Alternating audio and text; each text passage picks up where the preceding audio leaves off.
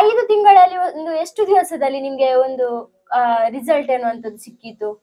5 ತಿಂಗಳಲ್ಲಿ ಒಂದು 2-3 ತಿಂಗಳಲ್ಲೇ ಗೊತ್ತಾಗಿದೆ. 3 ತಿಂಗಳು. ಮತ್ತೆ ಇದು ಇಲ್ಲಿ ಗಟ್ಟಿ ಇತ್ತು, ಇಲ್ಲೆಲ್ಲ ತುಂಬಾ ಗಟ್ಟಿ ಇತ್ತು, ಇದೆಲ್ಲ ಮೆತ್ತಗಾಗಿದೆ, ಇದೆಲ್ಲ ಸ್ಮೂತ್ ಆಗಿದೆ ಅದೆಲ್ಲ. ನಮಸ್ತೆ, ನಾವು ಮಂಗಳೂರು ಸೆರಾ ಕೇರಿಂದ ಮಾತಾಡ್ತಾ ಇದ್ದೇವೆ. ಇವತ್ತು ನಮ್ಮ ಜೊತೆ ಸುಮಾರು 5 ತಿಂಗಳಿಂದ ಥೆರಪಿಯನ್ನು ಮಾಡುತ್ತಿರುವಂತ ಬಾಲಕೃಷ್ಣ ಅಪ್ಪ ಮತ್ತೆ ರಾಜೀವಿ ಅಮ್ಮನ ಮನೆಗೆ ಬಂದಿದ್ದೇವೆ. ಬನ್ನಿ ಅವರ ಹತ್ರ ಕೇಳ್ತಾ ಬರುವ ಏನೆಲ್ಲ ಚೇಂಜಸ್ ಇದೆ ಅಂತ ಹೇಳಿ. ಓಕೆ, ನಮಸ್ತೆ ಅಪ್ಪ. ಅಪ್ಪ, ನೀವು 5 ತಿಂಗಳಿಂದ ಸೆರಾ ಕೇರ್ನ ಥೆರಪಿಗೆ ಬರ್ತಾ ಇದ್ದೀರಿ. ಸೆರಾ ಕೇರ್ನ ಥೆರಪಿಗೆ ಬರುವುದಕ್ಕಿಂತ ಮುಂಚೆ ನಿಮ್ಮ ಲೈಫ್ ಸ್ಟೈಲ್ ಹೇಗಿತ್ತು? ನಾನು ಆರಾಮದಲ್ಲಿ ಕೆಲಸ ಮಾಡ್ತಾ ಇದ್ದೆ, ಇದು ಕಂಡಕ್ಟರ್ ಕೆಲಸ ಎಲ್ಲ ಮಾಡ್ತಾ ಇದ್ದೆ. ಆರಾಮ, ಕಾಲಿ ಏನು ಸಿಕ್ಕಿರ್ಲಿಲ್ಲ. ಆನಂತರ ಫಾದರ್ ಮೊದಲಿಗೆ ಸೆಕ್ಯೂರಿಟಿ ಆಗಿ ಹೋದೆ. ಅಲ್ಲಿ 12 ವರ್ಷ ಮಾಡಿದ್ದೇನೆ. 12 ವರ್ಷ ಕೆಲಸ ಮಾಡ್ತಾ ಇದ್ರಿ. ಏನು ಪ್ರಾಬ್ಲಮ್ ಇರಲಿಲ್ಲ. ಮತ್ತೆ ಸಡನ್ ತೊಡುವಾಗ ಒಂದು ಕಾಲು ಇಲ್ಲಿ ಉಳುಕಿದಾಗೆ ಆಯ್ತು. ಅಲ್ಲಿ ಫಾದರ್ ಮೊದಲಿಗೆ ಉಳುಕಿದ ಕೂಡಲೇ ಈ ಎಡಕಾಲು ಉಳುಕಿದ ಕೂಡಲೇ ಅಲ್ಲಿ ಅದು ಏನಿಲ್ಲ, ತೊಂದರೆ ಇಲ್ಲ, ಅದು ಗುಣ ಆಗ್ತದೆ ಅಂತ ಹೇಳಿ ಟ್ಯಾಬ್ಲೆಟ್ ಕೊಟ್ಟರು. ಸುಮಾರು ಸಮಯದಿಂದ ಹಾಸ್ಪಿಟಲ್ ಅಲ್ಲಿ ನಿಮ್ಗೆ ಟ್ಯಾಬ್ಲೆಟ್ ಅನ್ನು ಕೊಡ್ತಾ ಬಂದ್ರು. ರೆಸ್ಟ್ ಕೊಡ್ಲಿಲ್ಲ, ರೆಸ್ಟ್ ಇಲ್ಲ. ಅಲ್ಲಿ ಮಾಡಿದೆ, ಆಪರೇಷನ್ ಆಯ್ತು. ಈ ಕಾಲು ಕಾಲಿಗೆ ನರದ್ದು ದೋಷ ಅಂತ ಹೇಳಿದ್ರು. ಉಳುಕಿರುವ ಜಾಗದಲ್ಲಿ ನಿಮ್ಗೆ ಆಪರೇಷನ್ ಆಯ್ತು. ಅಲ್ಲಿಗೆ ರಾಡ್ ಉಂಟು, ಕಾಲಲ್ಲಿ ಈಗ ರಾಡ್ ಹಾಕಿದ್ದಾರೆ. ಅದು 5 ವರ್ಷ ಜಾಸ್ತಿ ಆಯ್ತು. 5 ವರ್ಷ ಜಾಸ್ತಿ ಆಯ್ತು ರಾಡ್ ಹಾಕಿ. ಆಮೇಲೆ ಮತ್ತೆ ಇಲ್ಲಿ ಬಂದ ಫಾದರ್ ಅಲ್ಲಿ ಕಾರಣವಾಗಿ ಮನೆಗೆ ಬಂದ್ರು. ಹೋದ ಮೇಲೆ ಅವರು ಹೇಳಿದ್ರು ನಮ್ಗೆ ಇದು ಪೈಲೇರಿಯಾ. ಅಲ್ಲಿ ಹೋದ ಮೇಲೆ ನಿಮ್ಗೆ ಅಷ್ಟರವರೆಗೆ ಆಪರೇಷನ್ ಆಗಿ ಹಾಸ್ಪಿಟಲ್ಗೆ ಅಷ್ಟು ಹಣ ಹಾಕಿ ಕೂಡ ಯಾರು ಕೂಡ ಹೇಳಿಲ್ಲ. ಇಲ್ಲಿ ಹೋದ ಮೇಲೆ ನಿಮ್ಗೆ ಪೈಲೇರಿಯಾ ಸಮಸ್ಯೆ ಉಂಟಂತ ಹೇಳ್ತಾ ಬಂದ್ರು. ನೀವೀಗ ಸೆರಾ ಕೇರ್ನ ಥೆರಪಿಗೆ ಬಂದ್ರಿ. ಸೆರಾ ಕೇರ್ನ ನಿಮ್ಗೆ ವಾತಾವರಣ ಹೇಗಾಗ್ತಾ ಉಂಟು? ಅಲ್ಲಿದ್ದು ಥೆರಪಿ ಸಿಸ್ಟಮ್ ತುಂಬಾ ಚೆನ್ನಾಗಿದೆ, ಒಳ್ಳೆಗಿದೆ.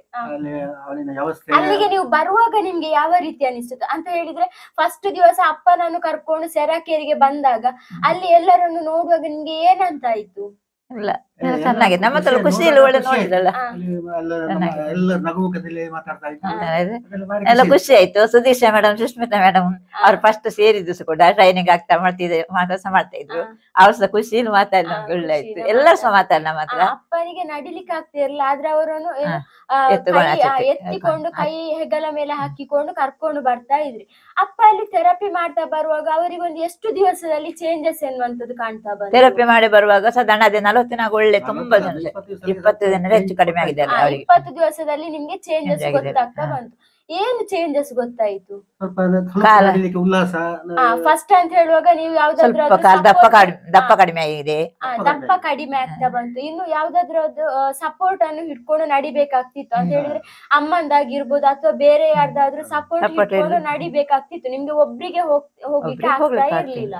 20 ದಿವಸದಲ್ಲಿ ನೀವೇ ಸ್ವಲ್ಪ ಸ್ವಲ್ಪ ಹೆಜ್ಜೆ ಹಾಕಿಕೊಂಡು ಒಂದೊಂದು ಹೆಜ್ಜೆ ಬಿಟ್ಟು ಬಿಟ್ಟು ನಡಿಲಿಕ್ಕೆ ನಿಮ್ಗೆ ಸಹಾಯ ಆಗ್ತಾ ಬಂತು. ನಿಮ್ಗೆ ಅಲ್ಲಿ ಯಾವ ಥೆರಪಿ ನಿಮ್ಗೆ ಒಳ್ಳೇದಾಗ್ತಾ ಬಂತು? ಅವ್ರಿಗೆ ಸಿಸಿಎಂ ಅಲ್ಲೇ ಕೊಡುದಲ್ಲ, ಅವ್ರಿಗೆ ಆಟೋಮೆಟಿಕ್ ಹಾಕ್ಲಿಕ್ಕೆ ಆಗಲ್ಲಂತೆ. ಮಸಾಜ್ ಹಾಕ್ಲಿಲ್ಲ.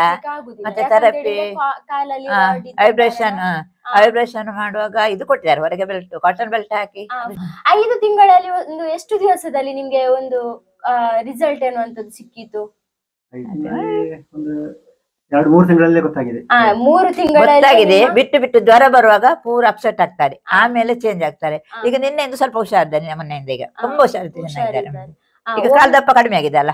ಕಾಲಿದ್ದು ದಪ್ಪ. ಮೊದಲು ಅಂತ ಹೇಳಿದ್ರೆ ಗಂಟಿಂದ ಕೆಳಗೆ ಫುಲ್ ಕವರ್ ದಪ್ಪ ಆಗಿತ್ತು ಅಂತ ಹೇಳಿದ್ರೆ, ಅದಿಲ್ಲ. ಚರ್ಮಗಳು ಮತ್ತೆ ಇದು ಇಲ್ಲಿ ಗಟ್ಟಿ ಇತ್ತು, ಇಲ್ಲೆಲ್ಲ ತುಂಬಾ ಗಟ್ಟಿ ಇತ್ತು, ಇದೆಲ್ಲ ಮೆತ್ತಗಾಗಿದೆ, ಇದೆಲ್ಲ ಸ್ಮೂತ್ ಆಗಿದೆ ಅದೆಲ್ಲ. ನೀವು ಅಲ್ಲಿ ವಾಟರ್ ಥೆರಪಿ ಹೆಚ್ಚಾಗಿ ಮಾಡ್ತಾ ಇದ್ರಿ. ವಾಟರ್ ಥೆರಪಿಯಲ್ಲಿ ಹೇಗೆ ನಿಮ್ಗೆ ಬೆನಿಫಿಟ್ ಸಿಕ್ಕಿದೆ? ಸಿಪ್ಪೆ ಹೇಳುವಂತ ಪ್ರಾಬ್ಲಮ್ ಇತ್ತು, ಸಿಪ್ಪೆಗಳು ಹೇಳ್ತಾ ಇತ್ತು, ಹೌದಲ್ವಾ? ವಾಟರ್ ಥೆರಪಿ ಮಾಡ್ತಾ ಬಂದು ಈಗ ನಿಮ್ಗೆ ಎಷ್ಟು % ನಿಮ್ಗೆ ಚೇಂಜಸ್ ಅಂತಾಗಿದೆ?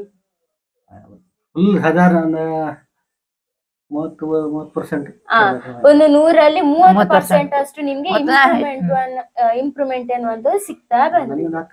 ಅಪ್ಪ, ನೀವು ಸೆರಾ ಕೇರ್ನ ಥೆರಪಿಯನ್ನು ಮಾಡ್ತಾ ಇದ್ರಿ, ಆದ್ರೆ ಈಗ ಮನೆಯಲ್ಲಿ ಆಲ್ಕಲೈನ್ ಡಿವೈಸ್ ನ ಥೆರಪಿಯನ್ನು ಮಾಡ್ತಾ ಇದ್ರಿ. ಯಾಕೋಸ್ಕರ ಮನೆಯಲ್ಲಿ ಥೆರಪಿಯನ್ನು ಮಾಡ್ತಾ ಇದ್ದೀರಿ? ಅಲ್ಲಿ ಕೇಳುವಾಗ ಎಲ್ಲರೂ ಹೇಳಿದ್ರು, ನೀವು ಇದು ಮನೆಗೆ ಕೊಂಡೋದ್ರೆ ನಿಮ್ಗೆ ಒಳ್ಳೆ ಇದಾಗ್ತದೆ ಅಂದ್ರೆ ಹಾಗೆ ಮಾಡುವಾಗ ತಂದೆ ತಗೊಂಡು ಬಂದಾಯ್ತಲ್ಲ, ಬಂದು ಮಾಡುವಾಗ ಎಲ್ಲರಿಗೂ ತುಂಬಾ ಒಳ್ಳೇದು ಕಾಣ್ತದೆ. ಎಷ್ಟೊತ್ತಿಗೆ ನಮ್ಗೆ ಬೇಕಾದ್ರೂ ಮನೆಯಲ್ಲೇ ಥೆರಪಿ ಅಲ್ಲಿ ಅಂತ ಹೇಳಿದ್ರೆ ನಿಮ್ಗೆ ಒಂದು ಅರ್ಧ ಗಂಟೆ 1 ಗಂಟೆ ಥೆರಪಿ ನಿಮ್ಗೆ ಹೆಚ್ಚು ಅಂತ ಹೇಳಿದ್ರೆ ಕೊಡ್ತಾ ಇದ್ರು. ಆದ್ರೆ ಮನೆಯಲ್ಲಿ ನಿಮ್ಗೆ ಎಷ್ಟೊತ್ತಿಗೆ ಬೇಕಾದ್ರೂ ಕೂಡ ನಿಮ್ಗೆ ಥೆರಪಿಯನ್ನು ಮಾಡಬಹುದು. 1 ಗಂಟೆ ಬೆಳಿಗ್ಗೆ ಇಡ್ತೇನೆ, ಸಾಯಂಕಾಲ 1 ಗಂಟೆ 2 ಗಂಟೆ ಇಡ್ಲಿಕ್ಕೆ ಆಗ್ತದೆ. ಯಾವಾಗ ಬೇಕಾದ್ರೂ ಇಡ್ಬೋದಲ್ಲ, ಯಾವಾಗ ಬೇಕಾದ್ರೂ ಇಡ್ಬೋದು. ನೀರನ್ನು ನೀವು ಹೆಚ್ಚಾಗಿ ಹೆಚ್ಚು ಕುಡಿಬಹುದು. ಮನೆಯಲ್ಲಿ ಕೂಡ ಯಾರಿಗೆ ಬೇಕಾದ್ರೂ ಯೂಸ್ ಮಾಡ್ತಾ ಬರ್ಬೋದು. ಫ್ಯಾಮಿಲಿಗೂ ಕೂಡ ಯೂಸ್ ಮಾಡ್ಕೊಳ್ತಾ ಎಲ್ಲರಿಗೂ ಕೊಡ್ತೇನೆ, ಕೇಳಿದವರು ಅಕ್ಕಪಕ್ಕದ ಮನೆಯವರಿಗೂ ಕೂಡ ನೀವು ಕೊಡ್ತಾ ಇದ್ದೀರಿ. ಓಕೆ ಅಪ್ಪ, ಈಗ ನೀವು ಆಲ್ಕಲೈನ್ಗೆ ಹಾಕಿರುವಂತಹ ಹಣ ನಿಮ್ಗೆ ವೇಸ್ಟ್ ಅಂತ ಹೇಳಿ ಆಗ್ತಾ ಉಂಟಾ? ಇಲ್ಲ, ವೇಸ್ಟ್ ಆಗುದಿಲ್ಲ. ಅಂದ್ರೆ ನಾವು ಅಷ್ಟು ಜಾಸ್ತಿ ರಿಕ್ಷಾಗೆ ಹೋಗ್ತೇವಲ್ಲ, ರಿಕ್ಷಾಕ್ಕೆ ನೀವು ಒಂದು ದಿವಸಕ್ಕೆ 400 ರೂಪಾಯಿ ಕೊಟ್ಟು ನೀವು ರಿಕ್ಷಾದಲ್ಲಿ ಬಂದು ಥೆರಪಿಯನ್ನು ಮಾಡ್ತಾ ಇದ್ರಿ. ಅದಕ್ಕೋಸ್ಕರ ನಿಮ್ಗೆ ಇದಕ್ಕೆ ಹಾಕಿರುವಂತಹ ಹಣ ನಿಮ್ಗೆ ಲಾಸ್ ಇಲ್ಲ ಅಂತ ಆಗ್ತಾ ಉಂಟು. ಹಾಸ್ಪಿಟಲ್ ಅಲ್ಲಿ ನೀವು ಎಷ್ಟು ಹಣ ಒಂದು ಖರ್ಚು ಮಾಡಿರ್ಬೋದು? ಅದು ಲೆಕ್ಕವೇ ಇಲ್ಲ, ಒಂದು 4-5 ಲಕ್ಷ ಆಗಬಹುದು. 4-5 ಲಕ್ಷದವರೆಗೆ ನೀವು ಹಾಸ್ಪಿಟಲ್ ಅಲ್ಲಿ ಹಣವನ್ನು ಖರ್ಚು ಮಾಡ್ಕೊಳ್ಳಿ. ಥ್ಯಾಂಕ್ ಯು ಅಪ್ಪ. ನೋಡಿದ್ರಲ್ವಾ, ಸೆರಾಕೇರ್ನ ಥೆರಪಿಯನ್ನು 5 ತಿಂಗಳಿಂದ ಮಾಡ್ತಾ ಬಂದು ಯಾವ ರೀತಿಯಾಗಿ ಇಂಪ್ರೂವ್ಮೆಂಟ್ ಅನ್ನು ಪಡ್ಕೊಂಡಿದ್ದಾರೆ ಅಂತೇಳಿ.